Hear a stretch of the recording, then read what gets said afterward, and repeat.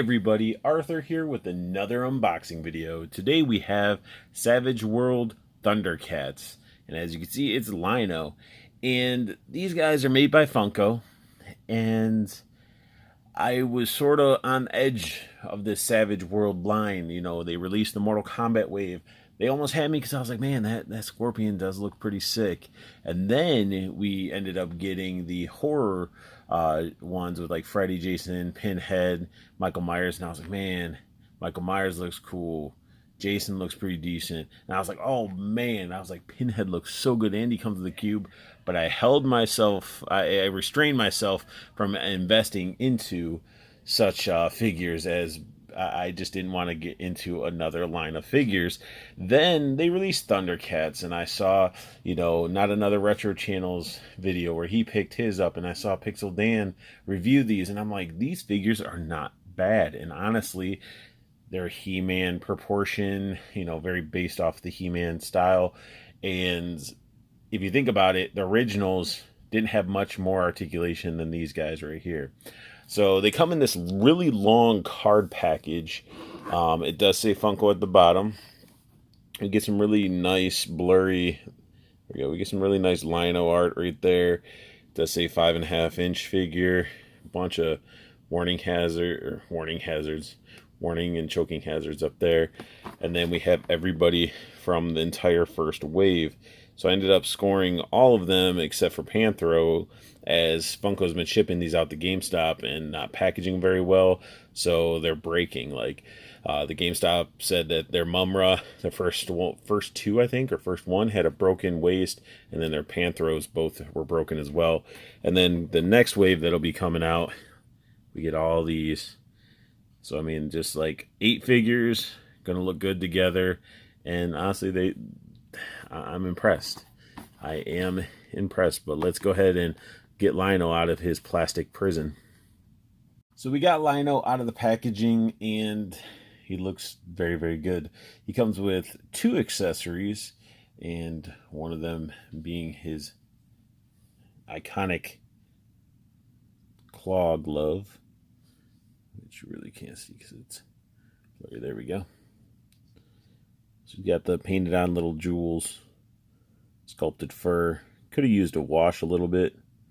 And then these little claws actually feel, they're like jagged plastic on them, so they do feel sharp. But very hollow, it just pops on. Just looks very nice and very solid. It's actually like a hard plastic. And then speaking of hard plastic, I was so stoked to get the Sword of Omens out of the package and everything. It's sculpted very well out of this plastic, and the paint apps on this for the Thundercat symbol looks amazing. Very clean, and the sword isn't like your Loyal Subject style sword. It's actually a hard plastic, which is very good, so you don't have to worry about drooping sword. And look how straight this guy came out of the package. I'm very impressed. Very, very impressed. So let's go ahead and grab Lino. Now, these guys do have some weight to them. They feel pretty solid. Maybe not so much the torso, but maybe the legs are giving a lot of it, and the arms. But this guy is a heavy piece of plastic, and he looks fantastic. Now, if we can look into, so you can really see the detail in his eyes. The eye applications are insane. The paint on these are so clean. Very clean, very detailed. The Thundercats logo is super crisp on everything. And the transition from the orange to the peach looks great. It's just so clean.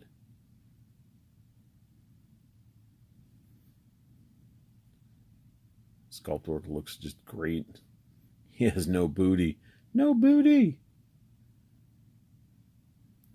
But I like how like the plastic on the arms and legs are shiny, and his actual clothing is more of like a matte plastic, mainly because of the paint, and a little bit of the matte sort of goes into the plastic of the stomach and stuff. Not as shiny as the arms and legs, But articulation wise, you get full, you know, head rotation. I guess you can't really get full because his chin hits his armor piece. You could probably force it, but then you're going to scratch up that nice paintwork. So you're definitely going to mess that up. So you do get to be like, no, no. Full arm rotation, and his arm going up, it snags. So I'm not going to force it. So he gets some motion there, and he does get it up and back like so. But again, when I get to that up right there, he wants to snag. I don't know if it's hitting the armor or what, or if there's something in there, but I'm not going to try to force it, as you know, I don't want the arms to break off. He does have ab rotation, so waist swivel, and that thing can go like fully around. No ab crunch, and then his legs are literally in, you know, little ball joints. You know, you get the normal movement. So 6 points of articulation on this bad boy, and I'm okay with it. Now, the glove itself, this thing being hard plastic, I think you just sort of, you can just, oh, what? His leg just fell off. Let me go ahead and, there we go. It's easier, so you just sort of put it on sideways and then rotate it. Looking pretty solid. Now the leg, what is... So this thing has actually a bunch of little balls on it. You can see that. And it should just sort of... his legs pop back on. Nice.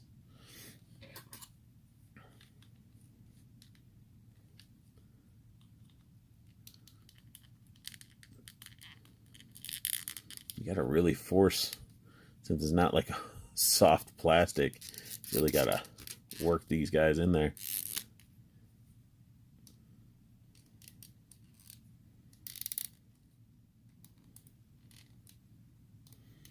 If only they had some like forearm swivels like turtles. Oh, see, his leg keeps popping off.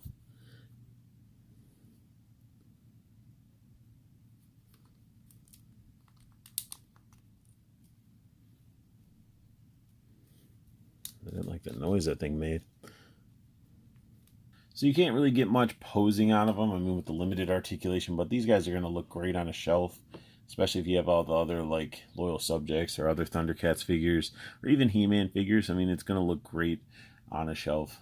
The paint apps, the color, everything pops, and definitely will grab the eye of anybody that grew up around that time where Thundercats was on TV.